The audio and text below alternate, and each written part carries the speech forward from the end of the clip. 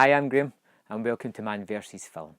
I want to talk about a movie that I saw recently really had a deep effect on myself, and that movie was Arrival. One of the things that struck me at Arrival was when I was leaving the theatre and I could hear everybody else talk about the movie, and I just felt like I was the only one that it spoke to. Everybody was saying it was kind of languid, it was boring, there wasn't much of a story, and I felt like that it was so rich.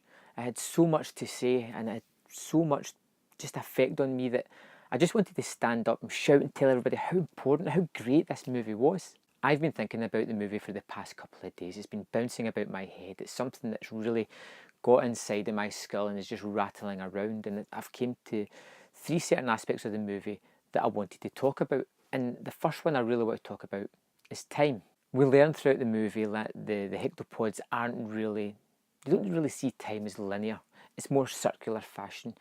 In fact, their lives are kind of based about that. We see it within their language himself, that circular notion again. The movie starts with us seeing Louise's Banks and her child, a sort of sped up lifespan of her child being born, the moments together, the child being diagnosed with cancer and then ultimately dying. And you feel that that's a precursor to the movie, because when the movie opens up, you see Louise Banks kind of solitary. She's always kind of alone, walking down hallways herself, in her house herself, in her lecture hall, with a few students, but then later on again herself. And you're starting to think that maybe this child that's been with her and then passed away has had an effect on her. But it's not until after the movie's finished that you realise that that's still to happen. The beginning of the movie is also the end of the movie. It is a circular motion again. It's the timeline of the movie isn't linear. It's broken up throughout the movie. And you learn that when she's learning the language, that you start to see time differently, and that is how she's perceiving it. She's seeing flashes of this child, and she's not too sure what she's seeing. Is it a dream? Is it something in her head that's manifesting itself? It's never really commented on, because we've seen this part at the moment and we're assuming that it's memories that she's had, but it's not memories she's going to have. And even though it's a kind of twist ending, it doesn't feel twisty. It feels natural. It feels like the way it should be. The next thing I want to talk about is the language of the movie. On the surface, it's all about language. It's about trying to learn the alien language. And like I said, the alien language is circular, much like the way they see the world, and is very complex. They don't speak to a specific time or a specific person. They speak in feelings. They speak in groups of words that express how they are at that time. And even throughout the movie, before they come to the analysis of that, they talk about language and they talk about the way it's perceived by people, and how words only garner power when we tie it to something else. You know, we tie it to a colour, we tie it to a feeling, and that's what gives the word its strength. But are we interpreting that word correctly? Are we not? Are we just making it all up? What we say in one language could mean something completely different to someone else that's learning ours. And I think that kind of leads towards my third point, which is all about emotions and all about feelings that are had throughout the movie.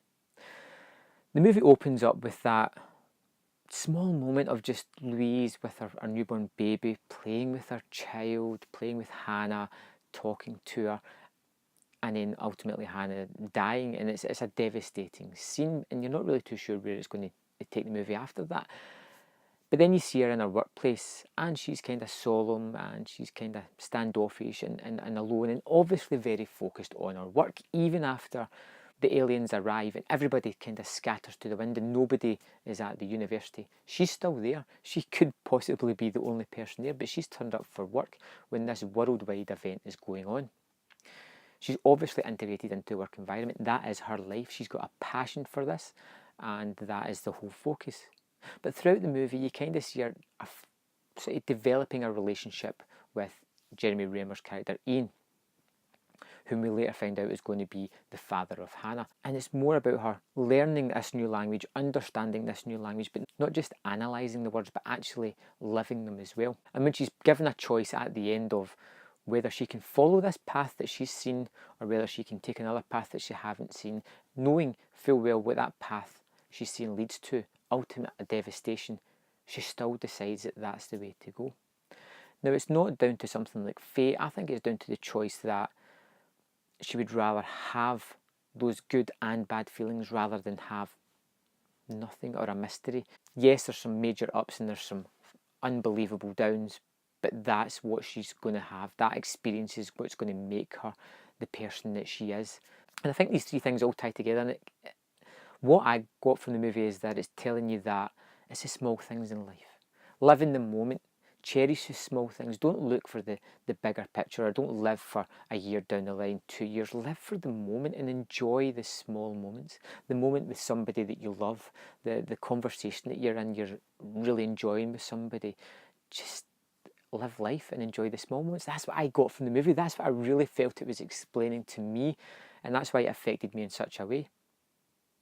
I think Arrival was truly fantastic. I want to see it again. It's stuck in my head. It's had a really big effect on me, and I love it. And I hope you do as well. Is my interpretation wrong? Do you have another interpretation?